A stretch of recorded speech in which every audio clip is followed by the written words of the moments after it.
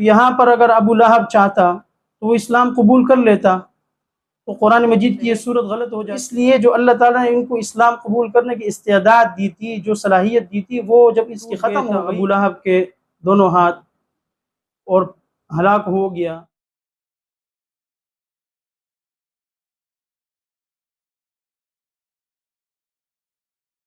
بسم اللہ الرحمن الرحیم، نحمدہ ونصلی علی رسولہ الکریم، اما بعد۔ قرآن مجید کے معجزات کے حوالے سے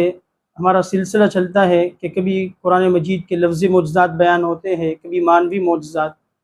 تو آج بھی انشاءاللہ قرآن مجید کے ایک معجزے کے حوالے سے بات کریں گے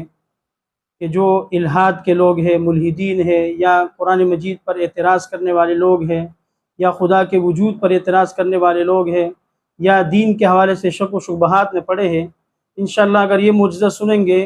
تو انشاءاللہ ایمان بھی کامل ہوگا اور راہ ہدایت کی طرف توجہ بھی ہوگی۔ تو معجزہ یہ ہے کہ قرآن مجید میں ایک سورت نازل ہوئی ہے سورہ لہب کے نام سے، کہ جس میں اللہ رب العزت ارشاد فرماتے ہیں تبت یدا ابی لہب و تب، کہ ٹوٹ گئے ابو لہب کے دونوں ہاتھ اور ہلاک ہو گیا۔ ما اغنا عنہ مالہ، اس کو اس کے مال نے، اس کی کمائی نے کوئی فائدہ نہیں دیا۔ سیصلی نارا ذات لہب، اور ان قریب وہ داخل کیا جائے گا جہنم میں، یعنی جو شعلوں والی آگ ہے اس میں داخل کیا جائے گا۔ وامرأتہ، اور اس کی بیوی بھی۔ اب اس صورت میں معجزہ کس طور پر ہے، تو اگر ہم تھوڑا سا اس صورت میں غور و فکر کریں کہ یہ صورت جب نازل ہو رہی تھی، نازل ہو گئی، تو اس وقت ابو لہب حیات تھے، زندہ تھے، اور ابو لہب کے بارے میں سب کو معلوم ہے کہ یہ پیغمبر اسلام کے بہت زیادہ ان سے دشمنی رکھتے تھے اور دین سے عداوت رکھتے تھے، بغض رکھتے تھے، ان کو شدید قسم کی نفرت تھی دین سے، نبی کریم صلی اللہ علیہ وسلم سے۔ تو جو یہاں پر دیکھنے والے لوگ ہیں، جو ہمارے بھائی ہیں، اسی طرح وہ اپنے ملحدین کو، جو ان کے ساتھ ملحدین رابطے میں ہوتے ہیں،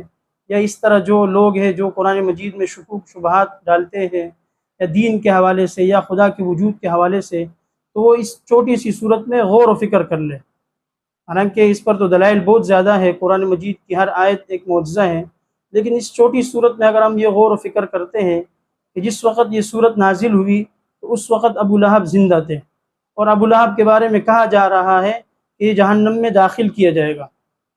حالانکہ یہ اسلام کا اصول ہے کہ ان الاسلام یہدم ما کان قبلہ، اسلام جو شخص قبول کرے گا تو اس کے پچھلے جتنے سارے گناہ ہیں وہ معاف کر دیے جائیں گے اور وہ مسلمان کہلایا جائے گا، اور مسلمان اگر گناہگار بھی ہو تو وہ ہر حال میں جنت میں داخل کیا جائے گا۔ تو یہاں پر اگر ابو لہب چاہتا تو وہ اسلام قبول کر لیتا، تو قرآن مجید کی یہ صورت غلط ہو جاتی، اور جب ایک صورت غلط ہو جاتی تو نعوذ باللہ پورا دین غلط ہو جاتا۔ تو یہاں پر غور و فکر کرنے سے یہ بات معلوم ہوتی ہے کہ یہ جو قرآن مجید ہے یہ اللہ تعالیٰ کی طرف سے نازل کردہ کتاب ہے، اور یہ نبی کریم صلی اللہ علیہ وسلم نے اپنی طرف سے نہیں بنائی ہے۔ یہاں جتنے بھی ایسے لوگ ہیں جو الحاد کے ٹائپ والے لوگ ہیں یا شکوک و شبہات قرآن مجید میں دین میں اعتراض کرنے والے لوگ ہیں، ان کو یہاں پر سوچنا چاہیے کہ اگر ابو لہب دین اسلام کا اتنا پکا بڑا دشمن تھا تو وہ اگر یہ ایمان لے آتا تو قرآن مجید کی نعوذ باللہ یہ صورت غلط ہو جاتی، اس لیے کہ پھر تو وہ جنت میں داخل کیا جاتا۔ لیکن چونکہ یہ اللہ تعالیٰ کی طرف سے نازل کردہ کتاب ہے اور نبی کریم صلی اللہ علیہ وسلم برحق نبی ہے، اللہ تعالیٰ کی طرف سے بھیجے ہوئے رسول ہے، اور یہ قرآن اللہ تعالیٰ کی طرف سے ہے،